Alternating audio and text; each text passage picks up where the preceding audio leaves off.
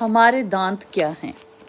मनुष्य के जीवन काल में दांत केवल 2 बार निकलते हैं। जब बच्चा 6-7 महीने का होता है तब उसके दांत निकलने शुरू होते हैं।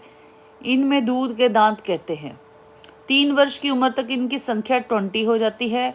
लगभग 6 वर्ष की उम्र के बाद दूध के दांत गिरने लगते हैं और उनकी जगह स्थायी दांत निकलने शुरू हो जाते हैं। 20 वर्ष की उम्र से पहले स्थायी दांतों की संख्या 32 तक हो सकती है। ये 32 दांत 16-16 की संख्या में ऊपर और नीचे जबड़ों में व्यवस्थित होते हैं। दोनों जबड़ों के सामने के 4-4 दांतों को इंसाइजर कहते हैं। इनके किनारे बहुत पैने होते हैं और मुख्य रूप से भोजन काटने का काम करते हैं।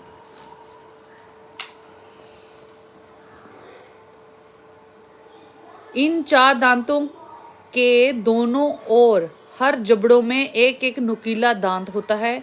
इन्हें कैनाइन कहते हैं। दोनों जबड़ों में इसकी संख्या 4 होती है। कैनाइन दांतों के अंदर की ओर 2-2 दांत और होते हैं। इनके 2 नुकीले सिरे होते हैं, इसलिए इन्हें बाइकुस्पिड कहा जाता है। दोनों जबड़ों में इनकी संख्या 8 होती है। इसके बाद हर जबड़े में 3-3 यानी कुल 6 दाढ़ें होती हैं। दाढ़ों हमारे पास टोटल कितनी हुई? 6 दाढ़ें होती हैं। दाढ़ों के कई नुकीले सिरे होते हैं और कई जड़ें होती हैं और दोनों जबड़ों में 12 दाढ़ें होती हैं। वाह! सबसे अंदर वाली दाढ़ को अक्ल दाढ़ कहते हैं। ये अक्सर 13-14 साल की उम्र के बाद निकलती है।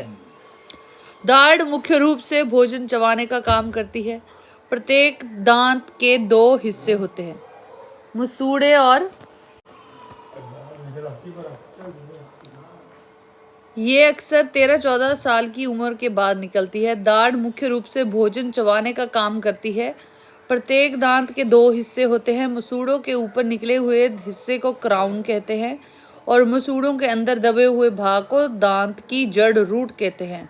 मसूड़ों के पास के अंदर भाग को दांत की गर्दन नेक कहते हैं। प्रत्येक दांत की 3 परतें होती है। सबसे ऊपर वाली परत को इनेमल कहते हैं। ये क्वेश्चन भी आता है। ये हार्डेस्ट पार्ट होता है हमारी बॉडी का, इनेमल। इसके नीचे को हम डेंटाइन कहते हैं। सबसे अंदर की परत को हम पल्प कहते हैं, जिसमें हमारी रक्त वाहिनियां होती हैं और तंतु होते हैं। इनमें आने वाले रक्त से ही दांतों को पोषण होता है। अब प्रश्न उठता है कि दांत खराब क्यों हो